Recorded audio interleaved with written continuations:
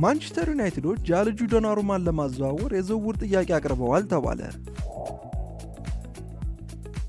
የሴሪያውን ተከላካይ ለማስፈረም የሚደረገውን ውድድር ማንቸስተር ዩናይትድ እየመራ መሆኑ ተዘገበ።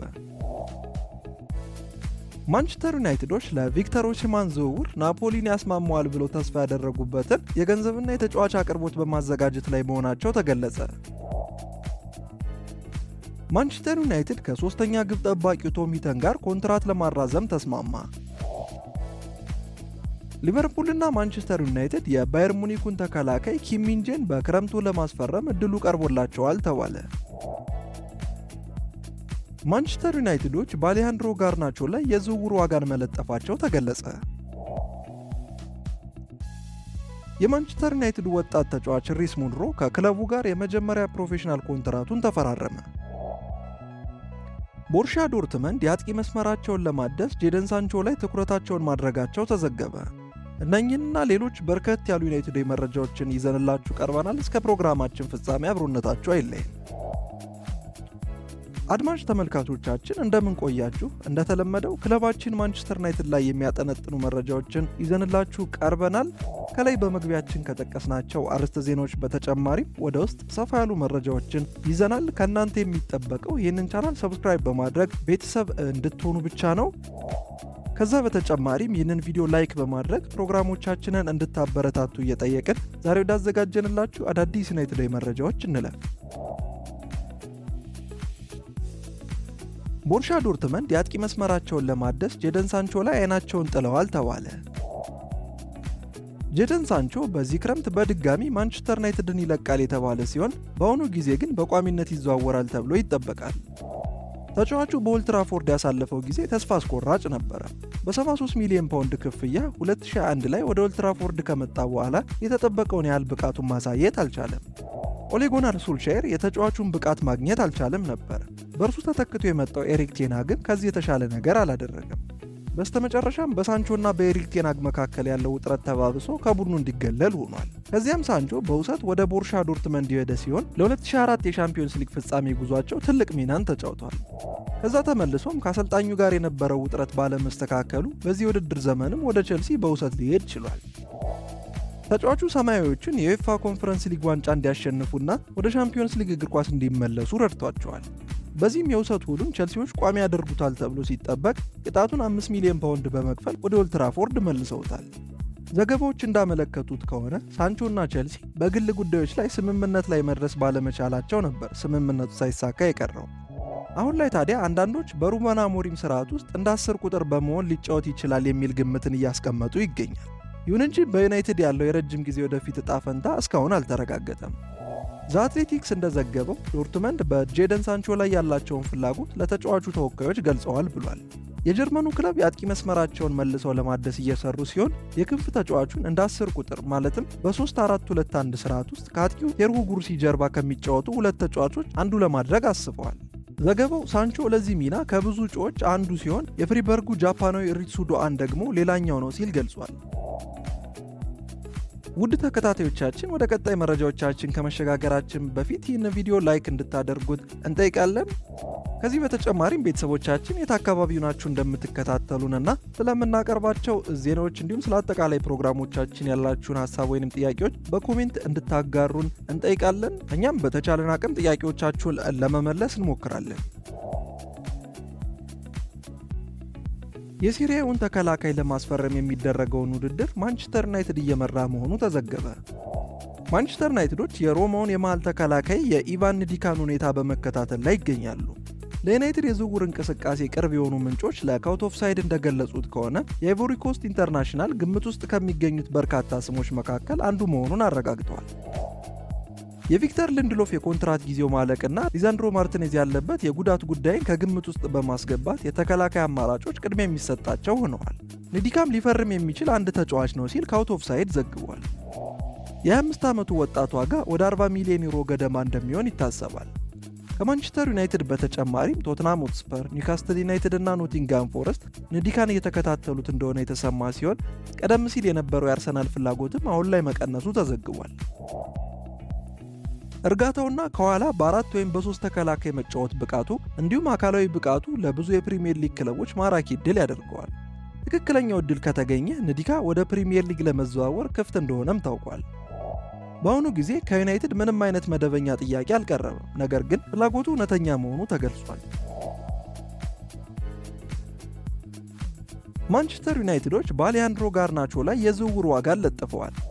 ዩናይትድ ለወጣቱ የክንፍ አጥቂ ከፍተኛ የዝውውር ክፍያን ማግኘት ይፈልጋል። አርጀንቲናዊ የክንፍ መስመር ተጫዋች ባለፈው ወር ቡድኑ በአውሮፓ ሊግ ፍጻሜ ከቶትናም ጋር በነበረው ጨዋታ ላይ ተቀያሪ ወንበር መሆኑን ተከትሎ በነበሩ ሁኔታዎች ከክለቡ እንደሚለቅ ተረጋግጧል። ሜል ስፖርት ባለፈው ወር እንዳስታወቀው አሞሪም ጋርናቾን በልምምድ ሰዓት ላይ ከቡድን አጋሮቹ ፊት አዲስ ክለብ እንዲያፈላልግ መንገሩን ገልጿል። ጋርናቾ ላይ የፍላጎት እጥረት የለም፣ ነገር ግን ቀይ ሰይጣኖቹ ተጫዋቹን በርካሽ ለመልቀቅ አይፈልጉም። ዩናይትድ የ20 ዓመቱ ተጫዋች ላይ የ70 ሚሊዮን ፓውንድ ዋጋ ለጥፎበታል ሲል ዘ ኢንዲፔንደንት ዘግቧል። በፕሪሚየር ሊጉ ቼልሲና አስቶን ቪላን ጨምሮ 5 ቡድኖች የጋርናቾን ሁኔታ እየተከታተሉ እንደሚገኙ ታውቋል። የአውሮፓ ኃያል ክለብ ናፖሊ፣ አትሌቲኮ ማድሪድ እና ባየር ሊቨርኩሰንም ጋርናቾን ማስፈረም ይፈልጋሉ። ጋርናቾ ከዕድሜው አንጻርና በኮንትራቱ ከሚቀረው 3 ዓመት አንጻር በዚህ ክረምት ዋጋ ሊያስገኙ ከሚችሉ የዩናይትድ ንብረቶች እንዳንዱ ይታያል። አሞሪም ከጋርናቾ በመቀጠል እንደ ማርከስ ራሽፎርድ፣ አንቶኒና ጄደን ሳንቾን በመሸጥ ትልቅ የቡድን ማሻሻያን ለማድረግ ይፈልጋል። የማንቸስተር ዩናይትድ ወጣት ሪስ ሙንሮ ከክለቡ ጋር የመጀመሪያ ፕሮፌሽናል ኮንትራቱን ተፈራረመ። ሙንሮ ባለፈው የውድድር ዘመን ከ18 ዓመት በታችና ከ21 ዓመት በታች ላሉ የታዳጊ ቡድኖች በቋሚነት በመሃል ተከላካይና በአንዳንድ አጋጣሚዎች በቀኝ ተከላካይ ቦታ ተሰልፎ ተጫውቷል። ሪስ በሁሉም ውድድሮች 27 ጨዋታዎችን አድርጎ 2 ግቦችንና 2 አሲስቶችን ማስመዝገብ ችሏል። ጠንካራና አካላዊ የበላይነት ያለው ሙንሮ ጨዋታዎችን በማንበብ የተካነ ነው። ይህም ብቃቱ ለድህረ ውድድር ዘመን ወደ ኤሽያ የተጓዘው የማንቸስተር ቡድን ውስጥ ቦታን አስገኝቶለታል። የ18 ዓመቱ ወጣት በኤዥያን ኦል ስታር ሽንፈትን ባስተናገድንበት ጨዋታ ላይ ከሃሪ ማጓየርና ከአይደን ሄቨን ጋር በመሆን ሊጫወት ችሏል። ዩናይትዶች ታዲያ የመጀመሪያውን ፕሮፌሽናል ኮንትራቱን በማቅረብ የሙንሮን እድገት እውቅና ለመስጠት ወስነዋል። ኮንትራቱን ከፈረመ በኋላ ታዳጊው በኢንስታግራም ገጹ ላይ ኮንትራቱን እየፈረመ ያለውን ፎቶ በማጋራት ደስታውን ገልጿል። ከዚህ ክለብ ጋር የመጀመሪያ ፕሮፌሽናል ኮንትራት መፈራረሜን ሳሳውቅ ደስ እያለኝ ነው። ለእኔና ለቤተሰቤ የሚያኮራ ጊዜ ነው። በእስካሁኑ ጉዞዬ ውስጥ እያንዳንዱ ሚና የተጫወቱትን ሰዎች ላመሰግን እወዳለሁ። ጠንክሮ መስራቱ ይቀጥላል ሲል መልእክቱን አጋርቷል። ሙንሮ ከዚህ በኋላ ሙሉ ትኩረቱ ለ2025-26 የውድድር ዘመን የአሞሪምን የመጀመሪያ ቡድን ሰብሮ መግባት ይሆናል። አሞሪም ወጣት ተጫዋቾችን ለመሞከር ያለውን ፍላጎት ያሳየ ሲሆን ሙንሮም በቅድመ ውድድር ወቅት የሚያስደንቅ ከሆነ በቡድኑ ውስጥ ቁልፍ ሚና የማግኘት ዕድል አለው ተብሏል። ማንቸስተር ዩናይትድ ከቶም ሂተን ጋር ኮንትራት ለማራዘም የተስማማ ሲሆን ይህም አንጋፋውን ግብ ጠባቂ እስከ 40 ዓመቱ ድረስ በክለቡ እንዲቆይ ያደርገዋል ተብሏል። ቶም ሂተን በማንቸስተር ዩናይትድ አዲስ የ1 ዓመት ኮንትራት ለመፈራረም ተስማምቷል። የሩበን አሞሪሙ ቡድን ከ39 ዓመቱ ግብ ጠባቂ ጋር የኮንትራት ድርድር ላይ መሆናቸውን ሰኞ ዕለት አረጋግጠው ነበር። እናም በመጪዎቹ ቀናት ውስጥ የሚፈረም አዲስ ስምምነት ላይ ደርሰዋል። እንደሚታወቀው ቶም ሂተን በሰኔ መጨረሻ ላይ ኮንትራቱ ያልቅ ነበር። ይሁን እንጂ 3 ጊዜ እንግሊዝን አምበል በመሆን የመራው ግብ ጠባቂው በዩናይትድ ቤት አዲስ ኮንትራት ለመፈራረም ተዘጋጅቷል። ከ2005 እስከ 2010 ባለው በክለቡ 5 ዓመታትን ቢቆይም በፕሪሚየር ሊጉ ግን ተሰልፎ አያውቅም። ቶም ሂተን በስዊንደን፣ አንትዋርፕ፣ ካርዲፍ ሲቲ፣ ኪውፒአር፣ ሮቻደል እና ዋይኮምቤ የውሰት ጊዜ ማሳለፍ ችሏል። ከዚህ በኋላ ወደ ኦልድ ትራፎርድ ቢመለስም ለክለቡ በፕሪሚየር ሊጉ አንድም ጊዜ መጫወት አልቻለም። በዚህም መሰረት ሂተን በአዲሱ የውድድር ዘመን የመጀመሪያ ቡድኑ ጁላይ 19 ከሊድስ ጋር ለሚያደርገው የወዳጅነት ጨዋታ ወደ ሜዳ ይመለሳል ተብሏል። ሊቨርፑልና ማንቸስተር ዩናይትድ የባየር ሙኒክን ተከላካይ ኪም ሚንጄን በክረምቱ ለማስፈረም እድሉ ቀርቦላቸዋል ተባለ። የ28 ዓመቱ የመሃል ተከላካይ በዚህ ክረምት ሊሸጥ ይችላል። እናም ለብዙ የፕሪሚየር ሊግ ክለቦች እንደቀረበ ቲቢአር ፉትቦል ገልጿል። ከሊቨርፑልና ማንቸስተር ዩናይትድ በተጨማሪ ቼልሲና ቶትንሃምም ተጫዋቹን የማስፈረም እድል ተሰጥቷቸዋል። ደቡብ ኮሪያዊው ለጀርመኑ ክለብ ጥሩ እንቅስቃሴ ያደረገ ሲሆን ባለፈው የውድድር ዘመንም የሊጉን ዋንጫ እንዲያነሱ ረድቷቸዋል። ስምምነቱን መጨረስ ከቻሉ ለሊቨርፑል ወይም ለማንቸስተር ዩናይትድ ጠቃሚ ግዢ ሊሆን ይችላል። ሊቨርፑል በተከላካይ ክፍል ውስጥ የበለጠ ጥልቀት ይፈልጋል። ጆ ጎሜዝ ከቋሚ የጉዳት ችግሮች ጋር እየታገለ ሲሆን ጃሬል ኳንሳ ደግሞ የሊግ ዋንጫዎችንና የሻምፒዮንስ ሊግ ዋንጫዎችን የማሸነፍ ተስፋ ላለው ቡድን ለመጀመር ዝግጁ አይደለም። ደቡብ ኮሪያዊው ተከላካይ ለሊቨርፑል ጥሩ ግዢ ሊሆን ይችላል። እናም በዛ ቦታ ላይ ካለው ኢብራሂማ ኮናቴ ጋር መወዳደር ይችላል። በተመሳሳይ ማንቸስተር ዩናይትዶች በተከላካይ ቦታ ላይ አስተማማኝ ሁኔታ ውስጥ አይደሉም። በሜዳው ውስጥ የበለጠ ጥልቀት ያስፈልጋቸዋል። የ28 ዓመቱ ተጫዋች በፕሪሚየር ሊግ ለማደግ ልምድና ብቃት ያለው ሲሆን ከእንግሊዝ እግር ኳስም ጋር የመላመድ አካላዊ ብቃት አለው። ተጫዋቹ ክለቡ እንዲቀላቀል ማሳመን ከባድ ላይሆን ይችላል፣ ምክንያቱም ወደ ፕሪሚየር ሊግ መዛወር የሚለው ሐሳብ ደቡብ ኮሪያዊን ይበልጥ ሊማርከው ይችላል። ሊቨርፑል እና ማንቸስተር ዩናይትድ በዓለም ላይ ካሉ ትልልቅ ክለቦች መካከል ሲሆኑ እነርሱን የመቀላቀል ዕድል ውድቅ ማድረግ ለአብዛኞቹ ተጫዋቾች አስቸጋሪ መሆኑ ይታወቃል። ቪክተር ኦሲማን ውሳኔውን ከወሰነ በኋላ ማንቸስተር ዩናይትድ የገንዘብና የተጫዋች ጭማሪ በማድረግ ጥያቄን ሊያቀርቡ መሆኑ ተገለጸ። ቪክተር ኦሲማን ወደ ፕሪሚየር ሊግ ለመዛወር የሳውዲ አረቢያን ጥያቄ ውድቅ ማድረጉን ቀጥሏል።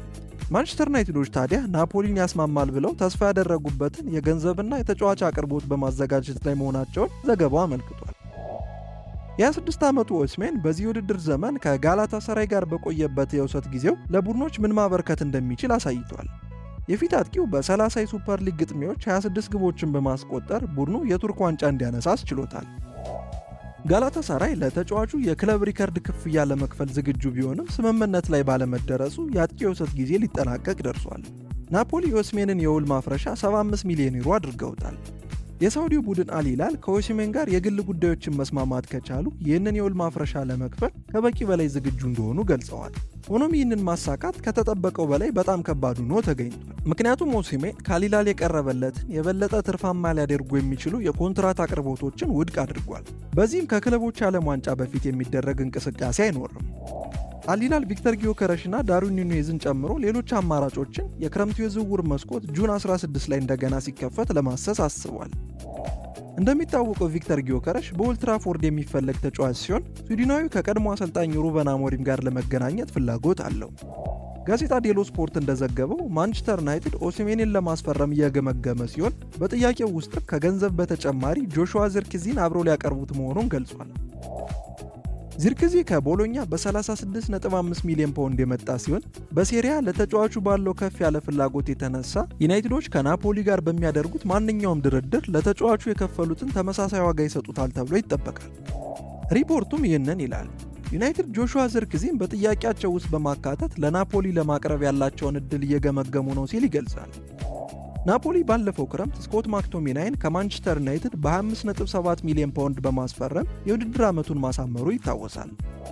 ስኮትላንዳዊው ኢንተርናሽናል በጣሊያን ውስጥ አስገራሚ እንቅስቃሴን በማድረግ ብዙዎችን አስደምሟል። 12 የሊግ ግቦችን በማስቆጠርም ለናፖሊ በ3 ዓመት ውስጥ ሁለተኛ የሊግ ዋንጫዎችን እንዲያነሱ ረድቷቸዋል። ማንቸስተር ዩናይትዶች ጃንሉጂ ዶናሩማን ለማዘዋወር የዝውውር ጥያቄን አቅርበዋል ተባለ።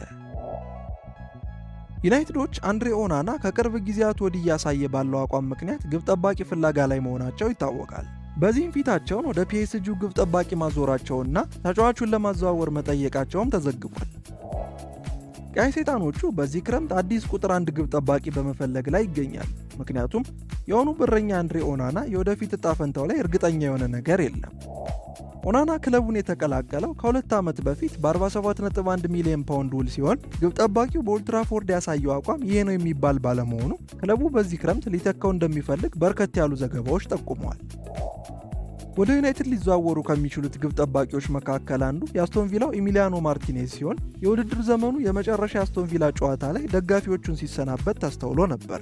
በዚህ ስምምነት ላይ ምንም መሻሻል ባይኖርም በርካታ እንቅስቃሴዎች እንደተደረጉና ዩናይትዶች ዶናሩማን በእጩ ዝርዝራቸው ውስጥ እንዳስገቡ ዘገባዎች ጠቁመዋል። እንደ ኤስፒኤን ዘገባ ከሆነ የዩናይትድ ባለስልጣናት ጣሊያናዊውን ወደ ክለቡ ለማምጣት ይፈልጋሉ፣ ነገር ግን ትልቅ እንቅፋት ገጥሟቸዋል ብሏል። እንደ ዘገባው ከሆነ እንቅፋት የሆነው ነገር በዚህ የውድድር ዘመን ለፒኤስጂ የሻምፒዮንስ ሊግ ስኬት የአንበሳውን ድርሻ የተወጣው ግብ ጠባቂ ወደ ሌላ ክለብ መዘዋወርን እምብዛም አለመፈለጉ ነው። የ26 ዓመቱ ዶናሩማ በዓለም ላይ ካሉ ምርጥ ግብ ጠባቂዎች እንዳንዱ የሚታይ ሲሆን በተለይም ጣሊያን በዩሮ 2020 የፍጻሜ ጨዋታ እንግሊዝን በፍጹም ቅጣት ምት ስታሸነፍ 3ቱን ፍጹም ቅጣት ምቶችን በማዳን ትልቅ ትኩረትን ስቧል። ሪፖርቱ እንደገለጸው ዩናይትድ እና ኢንተር ሚላን ዶናሩማን ለማዘዋወር ወኪሉን ኢንዞ ራዮላን ጠይቀዋል ሲል ገልጿል።